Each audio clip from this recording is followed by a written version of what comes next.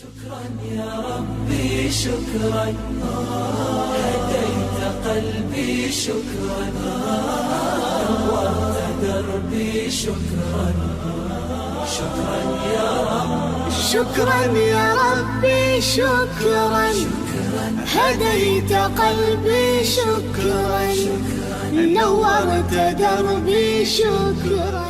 Assalomu alaykum va rahmatullohi va barakatuh. Alloh subhanahu va taolo fazl marhamati bilan Shom diyoridagi har kun yaxshilik xayriya fondimiz davom etib kelyapti. Alhamdulillah, Allohga hamdlar bo'lsin. Mana bu Shom diyoridagi o'z uylaridan ajralgan, qiynalgan oilalar uchun tashqarilardan birodarlarimiz tomonidan yordamlar kelib turibdi. Inshaalloh akalarimizning yordamlari bilan hozir oziq-ovqat paketlarini tayyorlatganmiz kecha.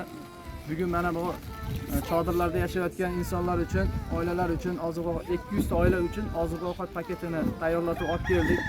Inshaalloh hozir bularni ulashtirib tarqatamiz. Video davomida ko'rib borasizlar. Alloh taolo ihson qilganlardan Alloh rozi bo'lsin, ihsonlarini qabul qilsin.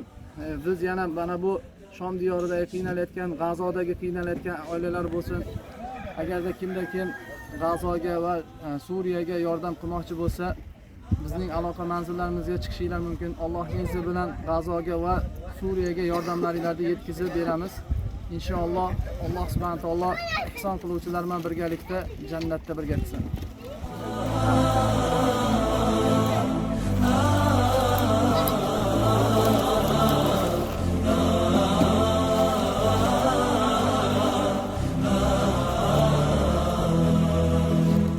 شكرا يا ربي شكرا هديت قلبي شكرا نورت دربي شكرا شكرا يا رب أنا بصلاتي أسلم وبالسعادة أنعم أفخر بأني مسلم شكرا يا رب شكرا يا خالق الأكوان.